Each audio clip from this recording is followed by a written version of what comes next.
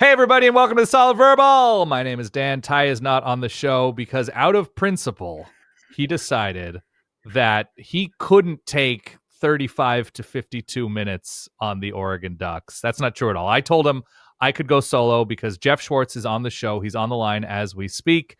Ty did a Notre Dame episode with the Athletics' Pete Sampson. That was very, very good. So I'm going to tell you right now, if the title of this show didn't deter you already, it's going to be two people who might be complaining about a team that went 13-0 in their first season in a new conference, were number one the back half of the season, have the most notorious, infamous booster behind the scenes, and we are going to try to limit our whining about how we feel in this moment because there's a lot of really good things to talk about, obviously, with the state and health of the Oregon Duck program. As always, if you're listening to this and you like the show, if you're new to the show because you're an Oregon human of some kind, subscribe, follow, whatever it takes. If you're watching it on YouTube, subscribe, follow, whatever it takes. We're very appreciative for any consideration of liking, following, subscribing. That it really does help. So thank you for consuming the show and whatever. Solidverbal@gmail.com. All those things are meaningful. Geoff, how are you? Well, Dan, how can you complain about a team that had the best record in college football and has an unclaimed championship? So things are looking up. Oh, because there was a poll, there was some sort of championship giver-outer who decided to have Oregon finish number one in the country? I think the Wolf ratings. That sounds right. Oregon was number one in the country. It says here that Ohio State number two, tourney champ though.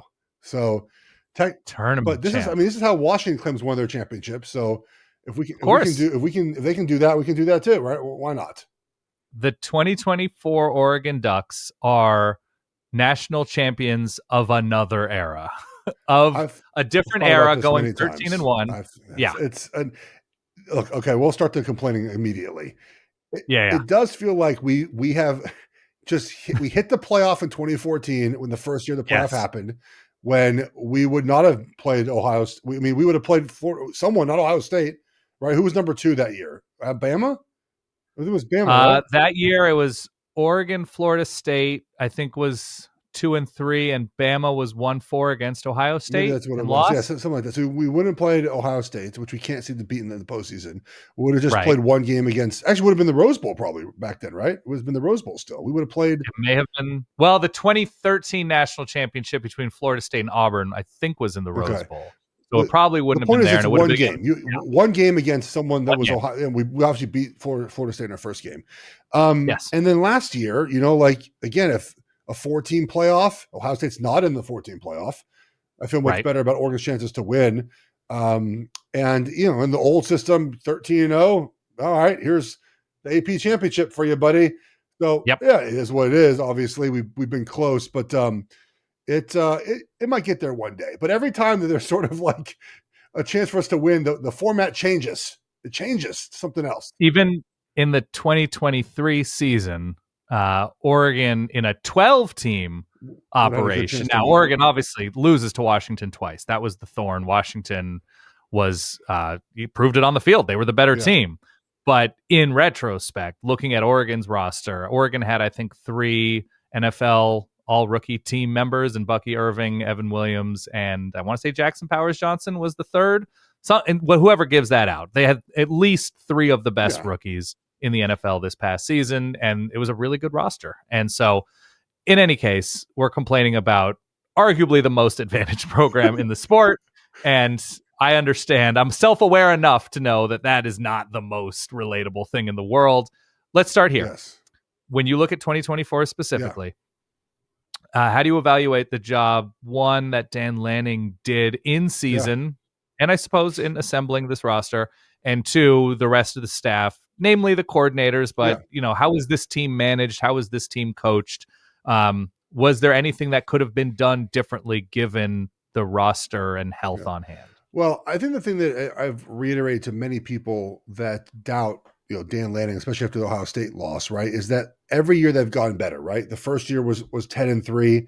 The next year was 12-2, playing in a conference championship game, the 2 losses by 3 points. And last year, obviously, you finished 13-0 after beating Penn State in a championship game. And I think one of the things that is important to me about this program is that they really, and this is an Ohio State thing too, as well, for the most part too. Like this is an important part and why they eventually won, in my opinion. Like before the Michigan game, Ohio State had not lost in a game they shouldn't have lost. The Oregon game, they were up to, but that's like Oregon. It's like a real big program with on the road at Autzen, with like pro. But also, 2 years ago when they lost, or 3-4 years ago they lost the game in Columbus. They were 2 touchdown favorites, but like Oregon had a bunch of pros on the team. It wasn't like it was a slouch team. But since that Oregon State loss that Dan Lanning had his first season, they have basically won every game they should win. And by multiple touchdowns, like no close games. It wasn't like, oh, yeah, this game's closer than it should be. I will take it back. I think just Wisconsin and Idaho, Boise State this year. I almost forget Idaho and Boise State even happened because that team was so different than the rest of the season. And that's one thing, again, we're sort of, Dan Lanning has done a good job of making adjustments every offseason to the team and to his mentality. And after the Idaho and Boise State game, that again, I have a race from my memory, because you're right, those were close games. He changed the offensive line. He said, this is not working. We're going to change. And the team took off from there. Boise State should be mentioned. Playoff team, right? Yeah. That like it was a close win against a playoff team, a quality team. But I agree with the spirit of what you're saying. It's so funny in college football too that like as we were in the playoffs, that game was like September 13th. Like it was so early in the season. Yeah. Is that people were like, well, they ran the ball well against Oregon in week 2. I'm like, that was September 13th. That was 4 months ago. That game does not count to breaking down whether or not they run the ball against Penn State. The game is unimportant for that. Teams change so much month to month, week to week at times.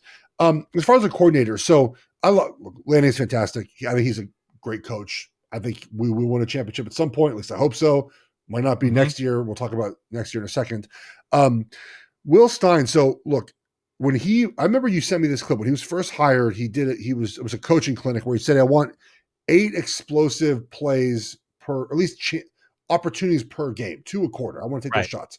And very clearly they chose sometimes in certain games to not do that. Like that wasn't part of the game plan because they could win 35-0 against Purdue without trying.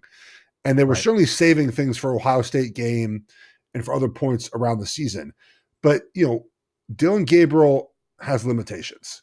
And Ohio State did a great job in the Rose Bowl of limiting those, making sure those limitations really hurt the offense. So I think he designed an offense that worked really well for the quarterback at hand, which is what you need to do. Dillon Gabriel threw the ball over the middle of the field like 0 times, like in rhythm. Like he just couldn't see. That wasn't part of the offense. Limitation being height, being that he measured in at 5'10" at the Senior Bowl, or whatever. So everything that was basically the game plan was edges or deep shots down the sideline where he can see where to throw the football, and that does limit your offense, But it didn't matter against Penn State. It didn't matter. Just the one time it mattered, they weren't able to execute the game plan because Ohio State could take away what they were doing well.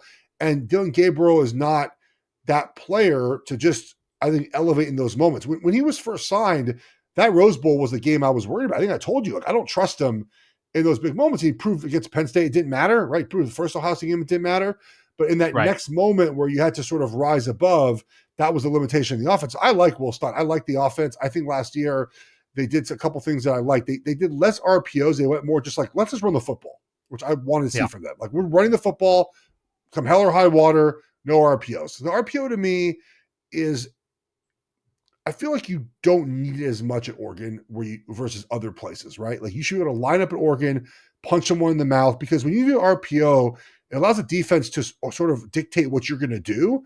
And I don't like that. I like to dictate to the defense. So I thought that, which was a big thing of where Ohio State started succeeding on defense after the Oregon game, that their defense was better, the way that they lined up, the way that they used 3 safeties, the way that they were able to align up front.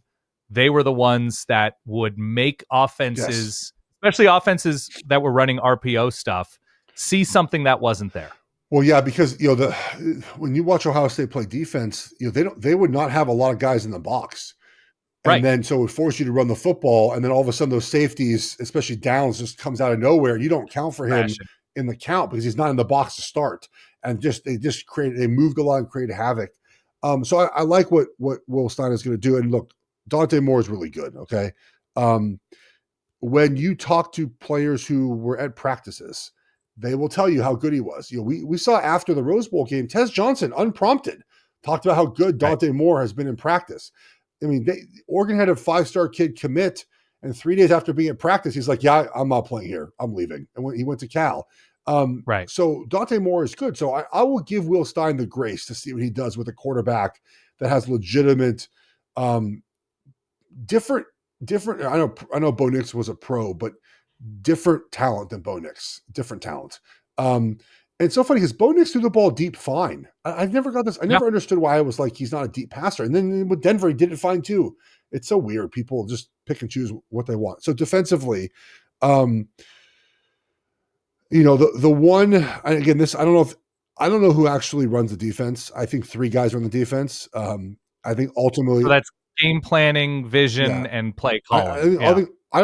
I told you a couple years ago, I thought Dan Lanning calls the plays. I don't think he called the plays last season. I think that was Hampton or Tosh Lupoi, because Dan Lanning wasn't holding the play card last year. 2 years ago, he was. And this year, he was not. And it looked like Tosh was calling the plays. So Tosh and Chris Hampton doing that together. But the vision of the defense is in the mold of Dan Lanning. What is that vision, by the way? Like, how would you characterize the defense that Oregon runs? Well, they play a ton of man coverage, and they're aggressive as heck. That's what they want to be. And they did try more zone last year, because when you play Ohio State, you don't want to play. But only, again, like, this is the thing, is the last 2 teams to really to score a bunch in Oregon were Washington and Ohio State. And those are the 2 teams with 3 pro wide receivers that Oregon played. And Penn State scored 30. Yeah, but they ran the ball. They were 30 plus this year, but that was a lot on the ground. Yeah. And like that, and the thing about Oregon's defense is there's only those 2 teams. Like, you're only going to beat Oregon passing the ball if you have 3 wide receivers. And the problem is the 2 teams that have 3 wide receivers are the ones they lost to. And so like, that is where I think heading into this year, like, what are you just going to keep running man coverage, mix more zone in there? And then linebacker play has been not great. It's just not good. Bryce Betcher's good enough to beat a number of the teams on the schedule, but Oregon should be recruiting, developing, putting into position players who are title caliber, like Ohio State, Penn State, Notre Dame, Texas. Yes, those types of teams. And this is the what I judge Oregon on. To you mentioned to start the show, like, I judge them on, can you win a championship? Like that's what I look at Oregon as, the roster. Like, are these guys good enough for a championship? And linebacker just not good enough. Defensive line, I thought was good last year. Derek Harmon, Caldwell, these guys legit. And then the safety play. Safeties and linebackers, not good. And again, good enough against most teams, not good enough against Ohio State or Penn State. And that is where the improvement will have to come in 2025. I think he knows that by the players he got in the portal. No linebackers in the portal, but they have young kids that they really love. So we'll see how the young players are. But that's what Lanning's defense is. It's man coverage, aggressive, and I do wonder if they transition to a little more zone, because they just, you want to be ready when you play Ohio State to play more zone. And the thing about defense and really offense the same way is that it's really hard to just change what you're doing for one game. So people said, well, why don't Oregon play zone or Tennessee play zone against Ohio State versus Texas and Notre Dame did? Well, those teams, Notre Dame play a lot. Take that back. Notre Dame play a lot of man coverage early. They started playing more zone later, because that's what the Irish do. Michigan was the other team. Sorry. Michigan play a lot of zone. A ton of zone, yeah. Is like, you can't, if you are a man coverage team and your defense, you spend all year practicing that essentially. You just have to go with what brought you to the dance. If you decide to play zone coverage, A, your guys are not good at it, and B, it's a foreign defense. Like, you're going to almost have less success than just playing man coverage and hoping it goes well. But I do wonder if they're going to sort of, again, identify that as a weakness and find a way to fix it come this offseason. Because I think Lanning does a really good job of making adjustments in game and season, and that's one adjustment defensively that I think they have to do. And I will say too that the linebacker play is more than just the simple things that you think of, like just, oh, do they stop the run? Do they stop the pass? Actually, they were pretty good at pass coverage, our linebackers. Is that when you don't fill the run very well, you have to pressure. It's like you have to blitz guys into gaps during run plays. So you give them one assignment. You have the A gap, you have the B gap, you have the C gap. And then again, a lot of teams that works because Derek Harmon and Jamar Caldwell, they're just going to win the one-on-one. Mateo, and then the linebacker play is not as important. But if you have a team like Penn State that just sort of figured out Oregon's going to pressure the linebackers and run downs, you can get completely gashed. And so the linebackers just sort of staying back and being able this season to not have to pressure to stop the run will change the defense. It should make the defense better and less susceptible to the explosive run. So it's a little bit more than just, I don't think they tackle terribly well or read things terribly well at times. It's just a whole defensive philosophy will change a little bit if these linebackers this year play better. So what is it that you think compels Tosh, Dan Lanning, Chris Hampton, whoever, a team to play man versus zone, right? You're sort of evaluating the talent you have, and you're saying, well, this is how I see it going really well against the Big Ten, right? Because you're also coming up with a scheme that you think will be a success against your schedule. Yeah. You're sort of weighing a number of different factors. And so knowing that against the best teams on their schedule, zone might be more beneficial. But then in looking at the roster, do they also say, I don't know if this player or that player has the feel to play center field or to drop into coverage? Like what is the calculation? Well, I think it's personnel, right? We just talked about some of the reasons why I think you would do that. And then a lot of offenses in college are not prepared to stop pro style pressures, which is what Oregon does. And so you just get a lot of havoc, turnovers, tip passes, incomplete passes when you pressure. And there's an aggressiveness when you pressure a lot. I think ideally, if you could just sit back and rush 4, you would obviously do that. But also too, like Oregon's pass rush is okay. I mean, they had 2 guys last year that you felt really good about, Mateo and Harmon. Otherwise, that's probably about it. I mean, the other guys had sacks, of course, but it's not like the Oregon's pass rush is as fierce as it probably needs to be. So Birch flashed, but he had health issues. I was only thinking about, I was thinking of the names in my head about next year. Birch was, Jordan Birch was when he was healthy, he was good. But even then, like Birch and Mateo, I don't know if they scare teams. Harmon should have. Harmon was really good. So again, as these young guys develop now, I mean, Mateo's in year 3. He should be a monster this season. It should be an absolute strength of this defense. So again, when you can rush the passer with 4, you don't have to bring as much pressure. So these are, I think, all the reasons why they bring pressure a lot. They want to be aggressive. It fits their personnel. It helps their linebackers a little bit. And they have these big physical corners that they just man up. And again, in the Big Ten, most teams, you barely get in one grid wide receiver. It's just the way the conference is. If you're in the SEC, maybe you don't run as much man coverage. Right.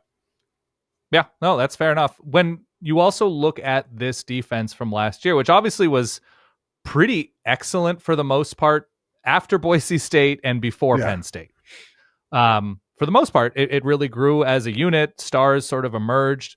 But the thing that I came back to was Oregon basically brought in new safeties, nickel, corner. They brought in, you mentioned Derek Harmon and Jamari Caldwell in the middle of this defense, that there was a lack of faith in what they had recruited internally out of high school and junior college to come in and be title ready. Do you sacrifice something when you have a first-year transfer? I mean, obviously, you're looking at a ton of experience. So you're adding experience, but you're lacking experience in this specific system. What are you trading off when you bring in those kind of numbers on defense? If anything, I don't. I mean, you're trading off against just young guys not getting experience like that. That's the always. Right. But Oregon has not had these young guys transfer though, so. Like they've been waiting, and that's I think what you want for a healthy program. Like you love these guys just to wait their turn and be ready to go. I don't think you're sacrificing much because some of the key, like Bossa had, key defensive player, been there 5 years. Like you had some of these guys that were there, but Sure. and now this year they've taken less transfers because it's time for Lanning's guys to play. Like it's now Yeah. time. So this defense this year is going to be super young, but they're super talented on paper. Got a ton of dudes, and now it's up to Lanning to coach those guys up and get them ready to take the role of we're going to need some linebackers, we're going to need some safeties, some core. I mean, need everyone. All these young guys got to be ready to play now. So transitioning to the young guys this year will be pretty interesting. I wonder how it goes. It's especially an interesting year because when you look at the quarterbacks they'll be facing, the offenses they'll be facing, there's no Ohio State. Whatever Ohio State is this season with a new full-time offensive coordinator, obviously Ryan Day and Brian Hartline have been there forever, but new quarterback at Ohio State who they probably, if they see Ohio State, it won't be until the Big Ten championship game or the playoff if they make the playoff. But yeah, you look at this, it's Drew Aller, who was last seen not completing a pass to a receiver. Both his wide receivers left in the portal. And his receivers left. Tyler Warren's gone. And then I guess Indiana with Cal's quarterback, Mendoza. I like Mendoza, but I don't expect Indiana to be the same team next season. It's a tougher schedule for Indiana. Receivers are back. I think it's Cooper and Surratt with Mendoza.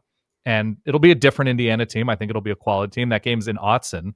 So it seems like a good year for this team to work in, guys on the defensive line who've played a little bit in rotation, but will now be full-time starters. Linebacker, it seems the secondary, even with the Purdue transfer and the Northwestern transfer, will be playing a lot more guys developed in program. So that should be fascinating, it seems. Yeah, I think this is part of the reason why 2025 to me is not a championship year. It's just because of as you mentioned, like all the new guys that have to play a lot of these positions. Right. But again, the schedule, like Oregon's going to win 11 games the Penn State game on the road is about the only one I look at right now. I'm like, that one looks tough. Otherwise, sure. I was looking at the schedule today. I mean, they don't go after they do Penn State and then they play at home and they go to Rutgers. So there's a bye at some point in that week, in one of those weeks. After that, I think they only go as far east as Iowa. And then it's a bunch of home games and you go to Washington. It's not bad at the end of the season. And you mentioned they play week 4 at Penn State's going to be hard because it's Dante Moore's first big road start early in the season. But Penn State offensively, I don't know what they're going to be. I don't know how they're going to place the guys on defense as well. New defensive coordinator. So it's a little different there as well. But the young guys it's up to the staff to get these guys ready to play. It's now time. This is the way it works. You draft these young, you draft them, you sign these young players, and at some point they have to start getting the run. And they added, again, the safety, they added a late safety from, I think, Ole Miss it was. They added him a couple weeks ago. Yeah, the big one is from Purdue, Dillon. Who seems really fantastic. So these young guys just got a ball, man. Like, it's that simple. And we've seen nothing to where you wouldn't believe the coaches can get these guys ready. The dumbest thing ever is just like all the rivals, like, you don't develop anyone. I'm like, what do you? It's like the dumbest. It's Washington fans who have literally 0 players being drafted this season. Sure, you don't develop anybody. It's just like the dumbest thing ever. Like Derek Harmon was not the same player. He goes to Oregon, he's a 10 times better first round draft pick. Like Bucky Irving. What was Bucky Irving in Minnesota? Was he the same player? No, he wasn't. So the coaches have a great track record to develop these players, and that's what they're going to need on defense this year.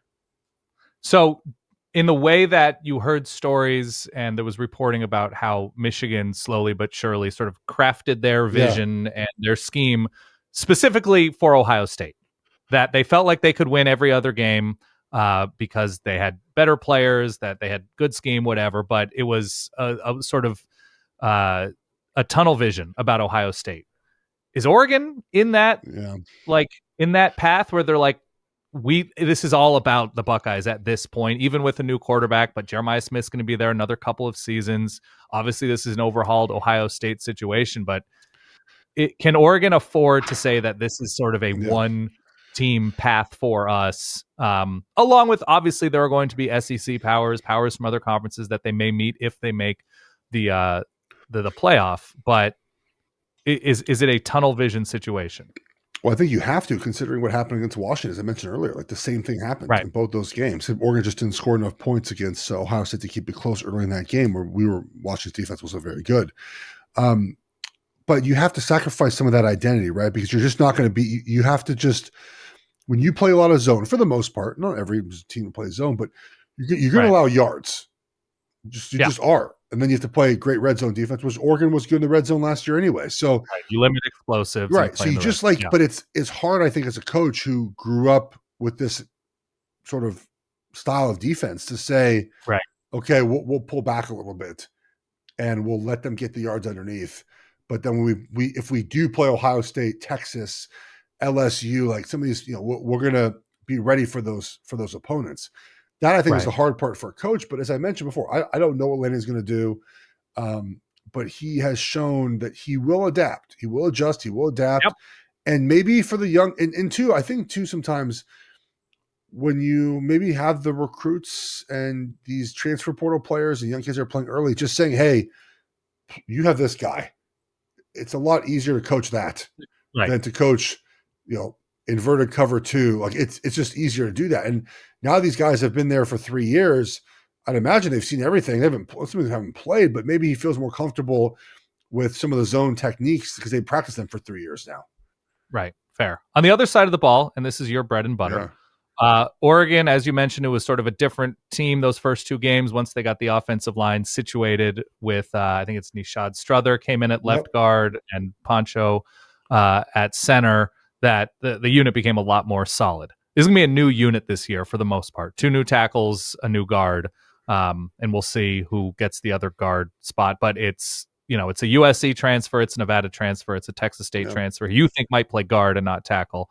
But how do you evaluate that kind of overhaul, especially from the portal, which has not necessarily been a strategy of deep playoff teams to restock offensive line in the portal? Yeah, well, I end up look, Isaiah World is the left tackle. He's really, really good. I don't care what anyone says.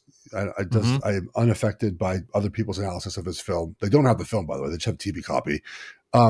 Dudes. By the way, Michigan, I think, had at least a couple portal guys on their offensive line when they won the title. I think you can have like 2. I think 2 feels good. So he's incredible. He's really good. You mentioned and he'll start at left tackle. I think immediately. Yeah. You mentioned the USC kid, probably slated to play left guard, is what it sounds like early on. Okay. Poncho's at center. Luli's at right guard, who got better throughout the season. I wish they played him a little bit more, but I get why they went back to Harper there. And the right tackle is the one that's interesting to me because Wilson was their 6th offensive lineman last season. He caught a touchdown pass, a jumbo tight end. He did. I think that the record setting. Yeah, for Gabriel. So I think they want him to play. If you're the 6th guy, that means the next year you're like in the starting lineup. Like they want you to play. They want you to get those reps for a reason, be on the field, get used to playing. And the Texas State transfer, I just don't see him as a Power 5 tackle against Ohio State and Penn State.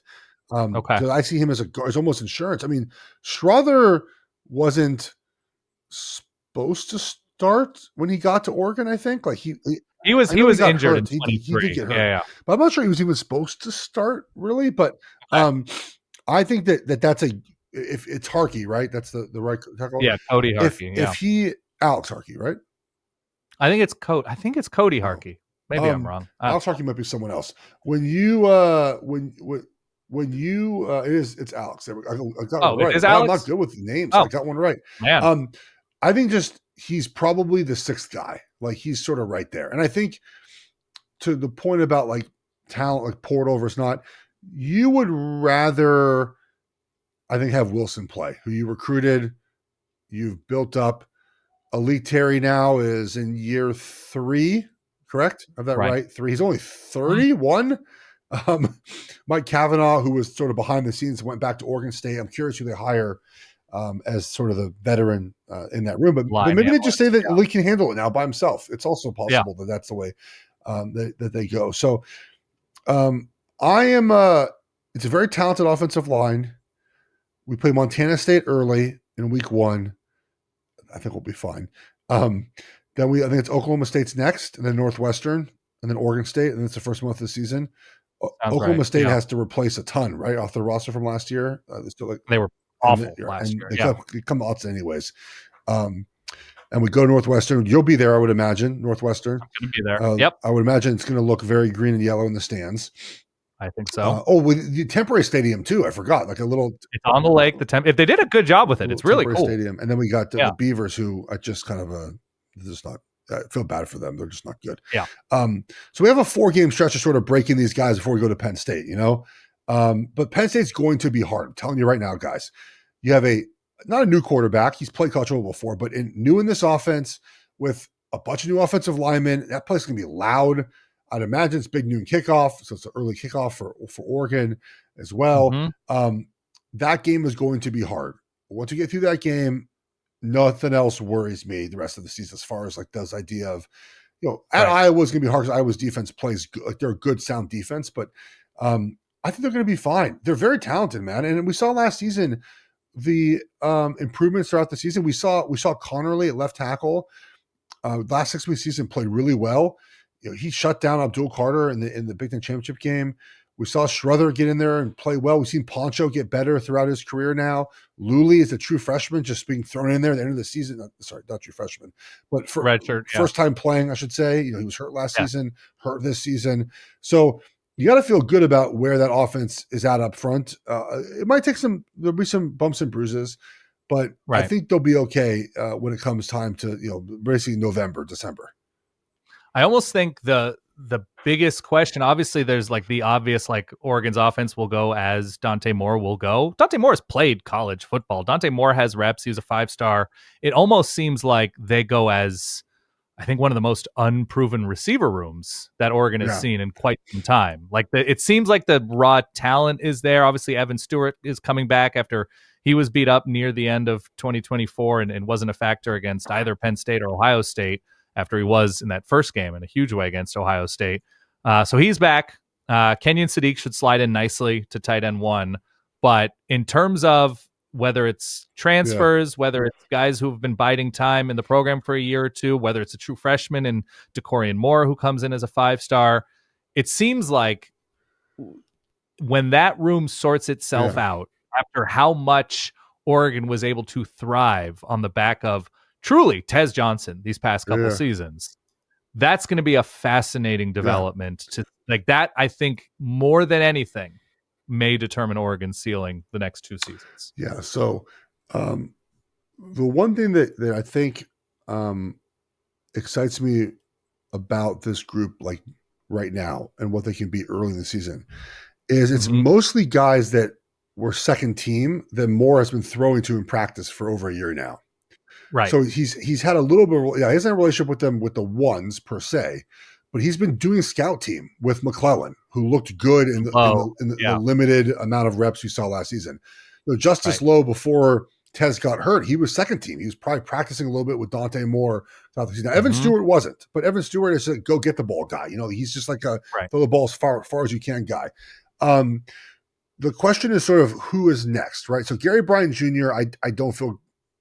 It's just a dude, I think, right? Just a guy. Okay. Malik Benson doesn't do anything for me. I don't really feel great about that. Depth piece. Okay. If Kyle Casper is good, he's the big body they need. Like he's 6'4". He looked good till he got hurt last season, in early in that year. And then I think the one everyone is excited about is Moore, right? And the staff has been very hesitant to play young wide receivers. They just haven't done it. Dickey hasn't played nearly at all. McClellan only got 5 targets all season. All 5, he looked good. He looked great in all 5 targets. I've been told that is it DeCorian? Is that how you say it? I believe so. DeCorian Moore is as good as advertised. Not from anyone on the staff. I've been told that someone who knows people, whatever. And it said he will play as a true freshman. I'll believe it when I see it because Dan Lanning has just not played young wide receivers. He's played young offensive linemen. He's played young running backs. Does not play these wide receivers. So that to me is fascinating. Is that if he's as good as we think, our tight ends with look, this Jamari Johnson kid is good too. With him and Sadiq, we got 2 good tight ends. It's just a matter of, I think, to your point, like how quickly can the wide receivers gel in this offense? Because look, I have no reservation about Dante Moore. I just don't. We judged him so harshly for his rookie, it's not rookie season, his true freshman season. It's hard to play as a true freshman. He had to go to Utah. I looked it up because I was doing Pac-12 radio at the time. I think Justin Herbert was the last true freshman to win a game at Utah as a quarterback, and that was like 2016. And every freshman who plays there, the complete percentage is like 49%. It's hard. Mm-hmm. He went to Oregon State. Like, that was Oregon State's best team they've had in 20 years. Like, yeah, he didn't play well in that game in Corvallis. What a shock. A true freshman didn't play well on the road against a 10-win team. Like, it's just so like, and then, I think UCLA started the year where Dante Moore was like third, but then he played a bunch. It's just a weird rotation with Dante Moore. He sat last season in this offense. He gets a start right now as the quarterback of the future. And when you talk to players about him, he's not Patrick Mahomes. Don't get this wrong.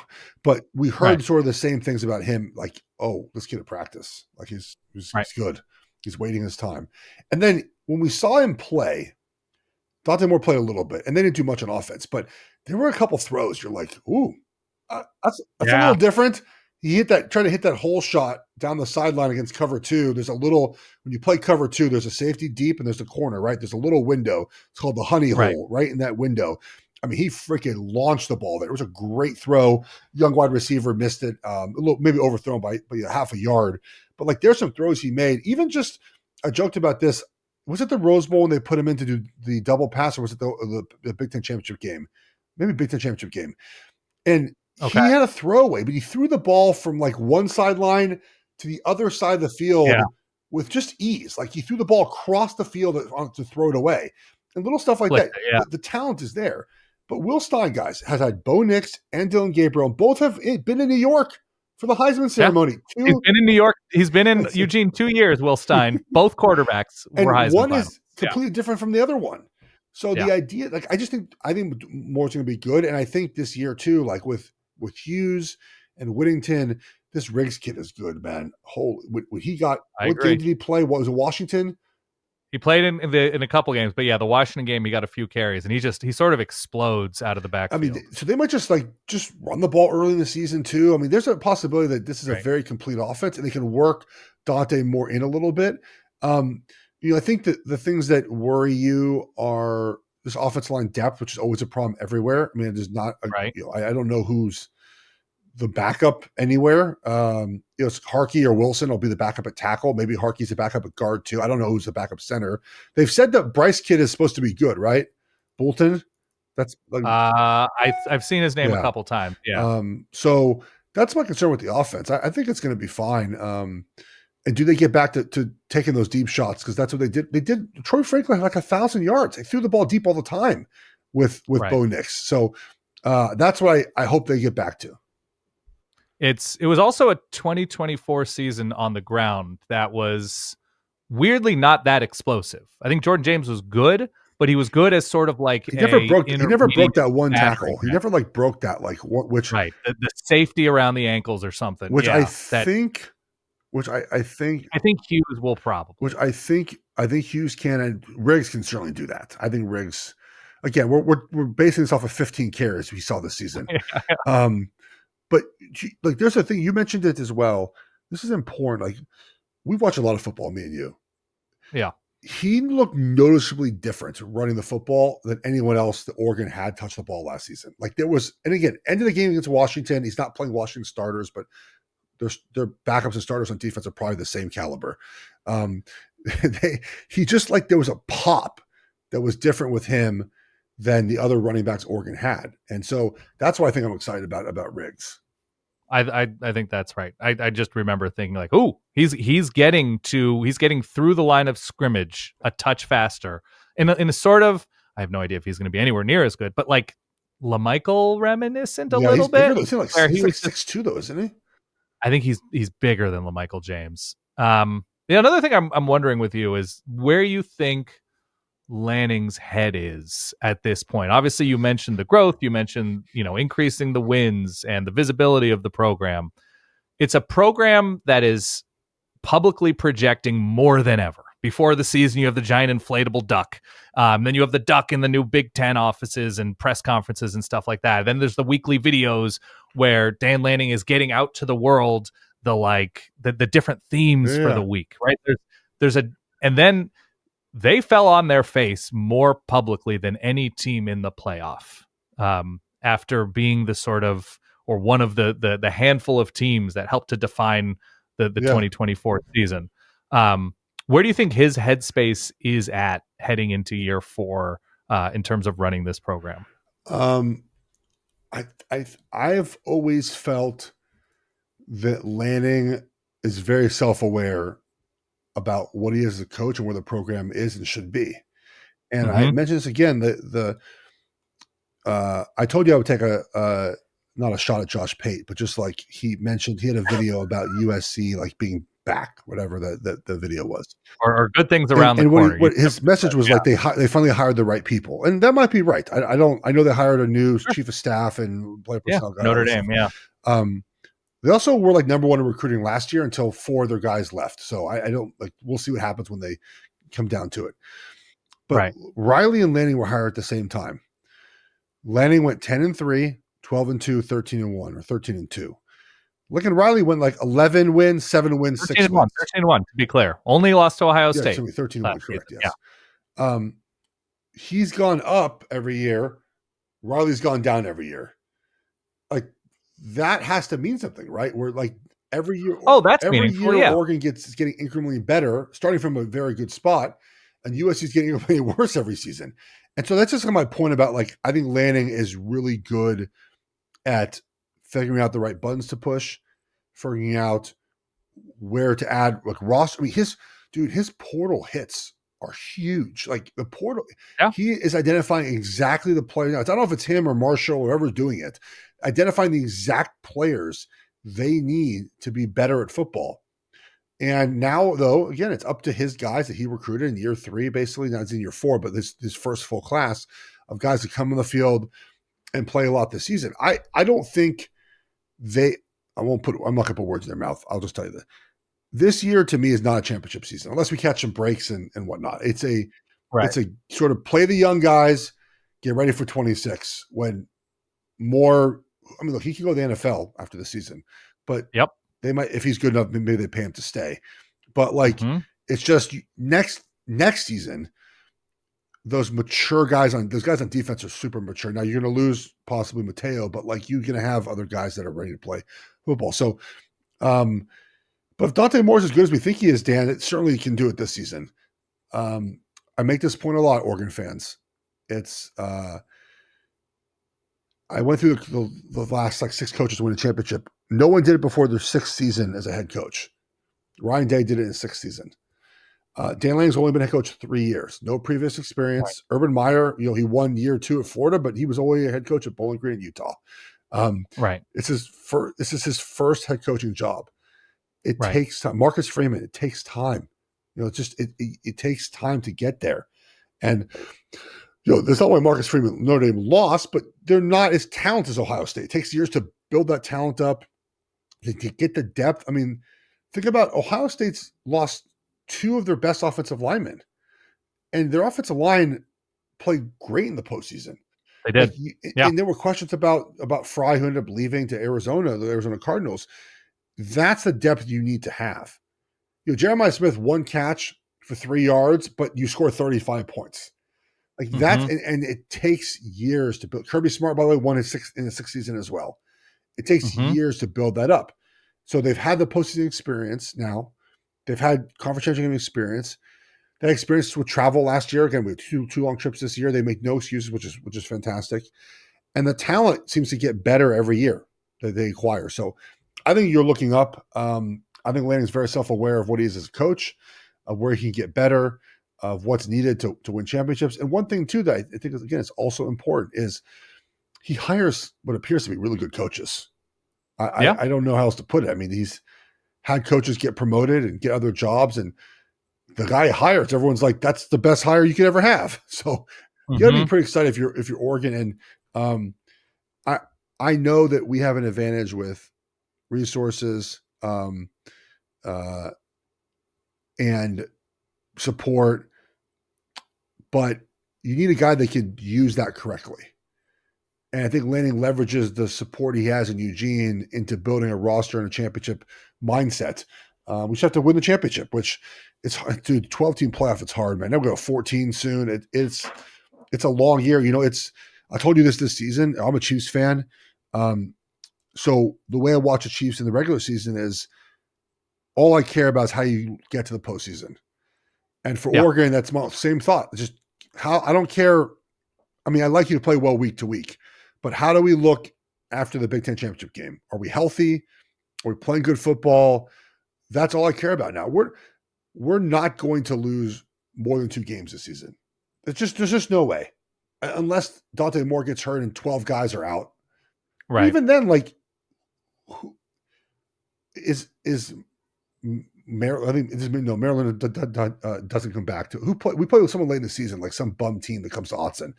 Are we losing to that team if we're down 7 guys? I don't think so. So before US, isn't there like a game? Who comes before USC? I think we go to Iowa, then we have Minnesota. I think it's Minnesota. Minnesota's a good team, good program. Fine. Not great, but good. They're fine. Yeah, I think we could beat Minnesota for missing 5 starters. It's a matter of just getting to the postseason as healthy as possible, which we were last season. We got there relatively healthy. That plays it's a big success in wins and losses in the National Football League, in college football. Yeah. By the way, quarterback depth. I mean, Austin Novosad, who was a blue chip quarterback coming out of high school, is not going to be the starter. It seems this coming season is still at Oregon. And if he decides to leave after spring, I don't know that to be the case. Well, there's no depth in that quarterback room. Yeah, Oregon has done a really good job of keeping their own players, which is a huge part of this whole operation. And the reason why they do that is not because they pay the most money. That's not what they do. It's just their NIL is just so buttoned up. It's just run exactly the way it should be. The checks are always on time. There's no drama. There's no and like that goes a long way. If you're Austin Novosad now with the other kid leaving, the lefty, I mean, he's in line now to start next season. I know they have other players that they've brought in, Achilles Smith Jr. and they're running for another kid right now, a 2026 kid. But he's just wait your time. It's okay to wait your time. That is an okay thing to do. I think sometimes that we want to rush into things, which is totally fine. But Austin, by the way, there was a legit competition for second string last season, at least what we were told. That's right. And so maybe he's good too. And he's just waiting his time to play. No, it's more that if there's an opportunity somewhere after the spring to be a starter. But Austin hasn't played at all. Who's going to give him the opportunity? I mean, who's going to be like, that's my thing. It's like, they never see him play. Who's going to sign him? I don't know. I mean, if, somebody's quarterback gets hurt during spring, a team in the Mountain West, a team in the American, I don't know. It's a good question. Yeah. Here's my final question. Okay. I have had a hard time, and you have too, of getting excited about Oregon playing Illinois, Maryland, Michigan State, Purdue. Even though Michigan State, we were talking about a program that had an incredible amount of success in the 2010s, there's just not the institutional scar tissue like there is with Oregon playing ASU, Stanford, Wazoo, take your pick. Utah, Colorado, those teams. They've been meaningful, if not emotional, weird games on the Pac-12 schedule while the Pac-12 existed the way it used to. I will say this, though. Arguably the low point, or one of the low points of your career as an Oregon Duck offensive lineman came against 21 years ago, the Indiana Hoosiers. We owe them. Indiana returns to Autzen Stadium this year. And I just want to congratulate you ahead of time, hopefully, on the ability after one of the most embarrassing losses in Oregon history, which broke, I think, snapped a home win streak of some kind, I think. Oregon has the opportunity to get long-awaited revenge on Indiana of all schools. We do owe them. We owe them in a big way. That was, that box score is hilarious. We had 495 yards. They had 187. and we had 7 turnovers. So that doesn't help.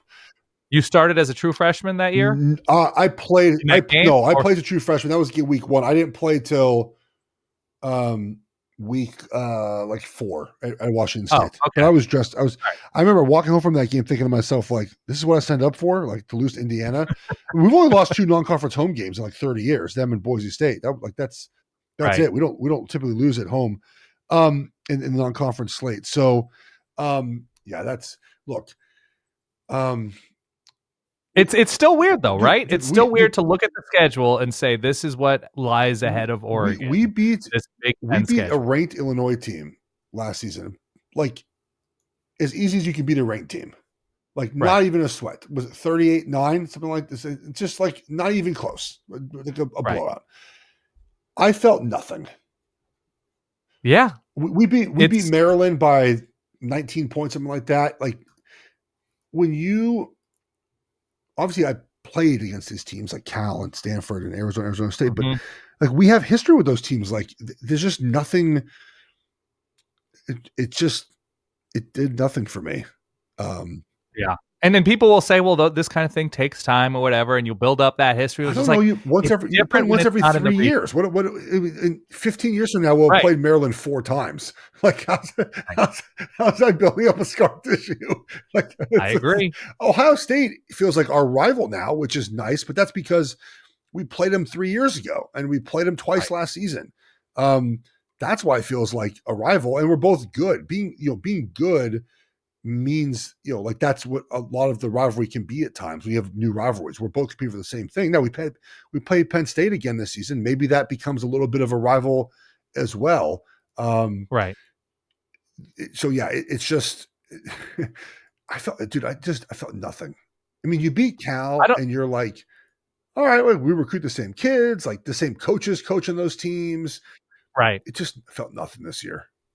Yeah. Or, you look back on games that Cal beat against Oregon, and it always feels good to beat a team that like broke your heart, a program that broke your heart way back when with whoever, with Javid Best.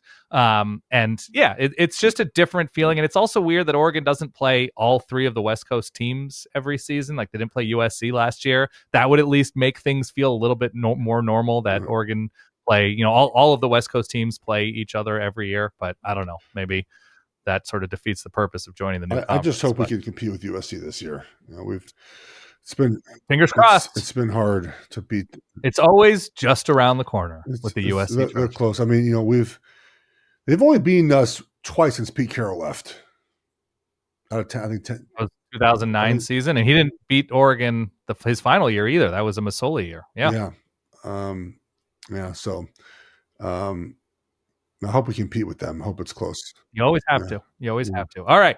Geoff Schwartz, where can people find you? Where can people find you as you talk about football and sports? At Geoff Schwartz, Geoff with a G. That works out well for you. You can do that. So, should be. I saw my first college football win total tweet the other day. So and today, by the way, Bill C put out returning production numbers. I saw that. So we're starting to get the juice is flowing a little bit. Returning production to me. February. I used to love using that to handicap a season. I almost the transfer portal. There's nothing. You can't. There's nothing you can except use. You can fade the teams at the bottom. Air Force last year was a heavy fade for 7 weeks because they were terrible, but because they were returning no one. That feels like you can fade the bottom of that list. Mm-hmm. Florida, and it takes a while to catch Florida up. Florida is going to be better this year because they're just going to be better. They have older players that have played a little bit. They just won't have the schedule's not as. It's not because their return production to me is like that grand. I mean, if you return production, it's not good. Who cares? Oklahoma State last year returned a lot of bad players. Like, congratulations on returning production. Right. You have to be good players that return for it to matter. Who knew? Geoff Schwartz, thank you very much for your time, and go Ducks. Yes, sir. Go Ducks.